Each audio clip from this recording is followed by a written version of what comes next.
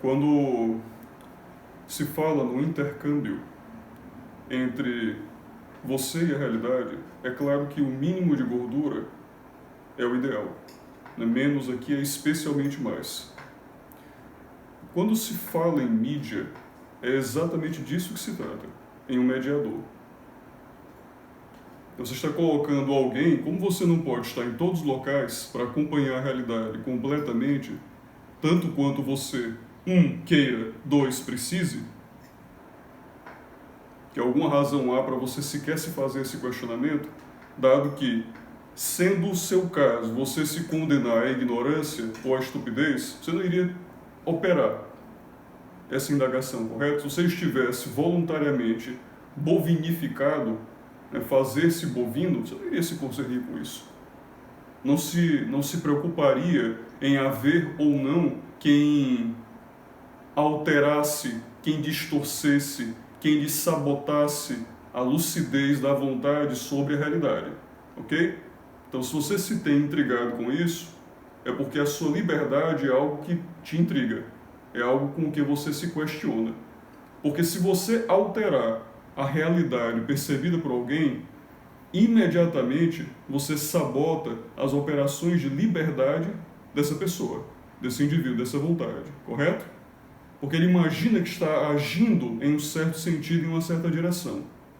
Só que ele vê a realidade de outra maneira. Por isso, a estupidez aprisiona o homem. E a estupidez é um dos elementos capazes de distorcer a realidade. Da mesma sorte, a sabotagem, o engano, a corrupção, particularmente a sabotagem, o ludibrio, o embuste, é o problema de que se trata quando se fala em mídia. Em mídia. Então ninguém quer necessariamente um mediador. Você tolera a demanda por mediação. Você tolera e interage com esses indivíduos, com esses institutos, com esses instrumentos para se aproximar aprimoradamente da realidade. Portanto, qual que é a principal característica de eficácia da mídia? Na mídia, a primeira característica, aquela que desprovida a torna imprestável. É a onipresença, é estar em todos os cantos. A boa mídia é aquela que está em todos os locais. A boa mídia é aquela empresa jornalística que visita todos os países, que tem embaixadas em cada país, um correspondente em toda a cidade. A principal característica é o tempo. Está disponível a todo tempo. A todo tempo você pode acioná-la. 24 horas. 24 horas estamos aqui para lhe trazer a informação. É essa a principal característica? Não. Nenhuma delas. A principal característica é credibilidade. É confiança. Se essa mesma entidade mediatriz, esse mesmo meio, não tem tua credibilidade, tu não confias nele, dane-se se ele está disponível para ti 24 horas. Se tu fores sábio, tu vai ignorá-lo 24 horas. Se tu fores pertinente com a tua melhor qualidade de informação, tu vais desapropriá-lo 24 horas. Porque ele não tem credibilidade. Dane-se a onipresença. Se ele estiver em todos os cantos, se ele tiver um correspondente por metro quadrado na Terra, se até no oceano ele tiver mergulhados correspondentes, enfurnados ali, submarinos, em terrenos abissais, dane-se. Dane-se. Ele não tem credibilidade. Você não afiança a visão que ele apresenta do real. Certo? Então, a principal característica da mídia é credibilidade. A principal característica desse emissário que vai ser teu meio entre o real é credibilidade. Qual é a principal moeda de que esse preteriu, da qual se abdicou a maior parte da mídia hoje? Credibilidade.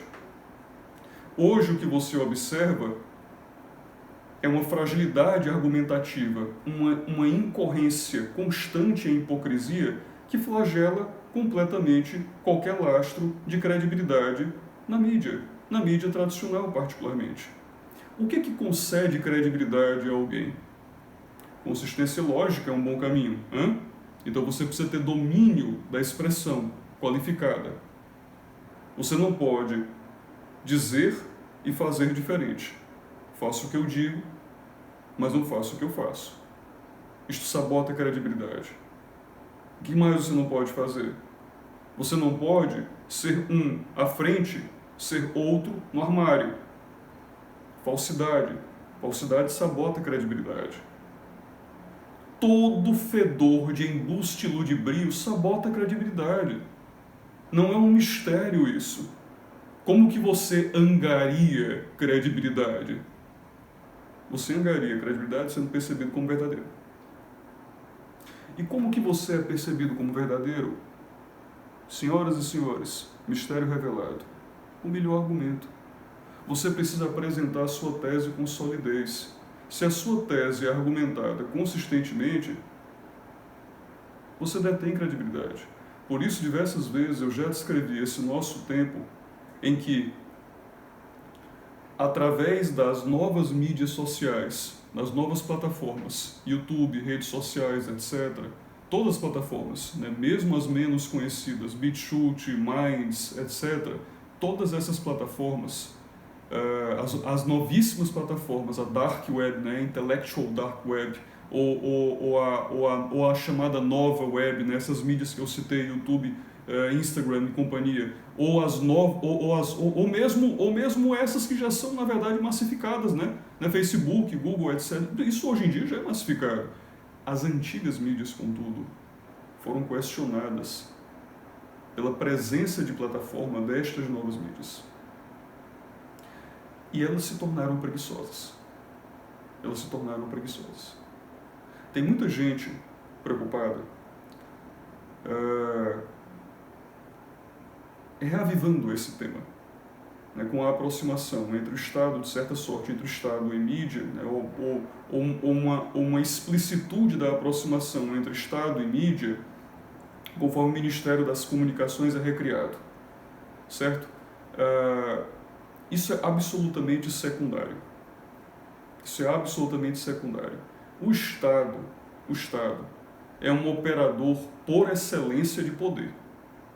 Né? Porque se ele for incompetente, ele quebra per si. O Estado é fundamentalmente a entidade política de excelência, de operação por excelência, certo?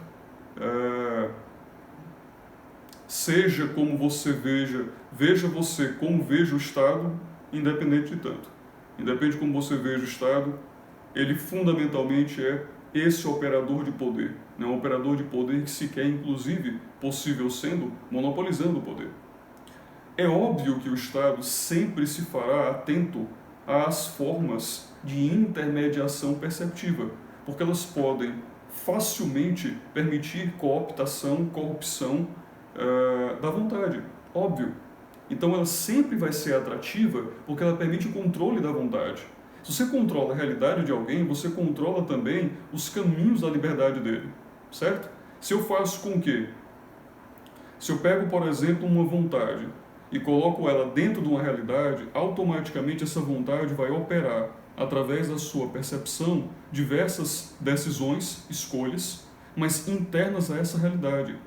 Se eu pego essa realidade, quebro ela e a altero por completo e a insiro em outro ambiente, eu mudei a própria capacidade de amplitude perceptiva daquele sujeito ante as condições do real. Porque até a aprendizagem dele sobre o real vai mudar. A curva de aprendizagem dele foi alterada, porque a realidade é completamente outra. Com o tempo, inclusive, ele será, indubitavelmente, outro sujeito, se não por absoluta, extrema e hiperbólica coincidência, fosse uma mudança tão drástica de realidade, comparado com a primeira. Então eu altero a identidade fundamental, a identidade mesma, eu mexo com o próprio ser.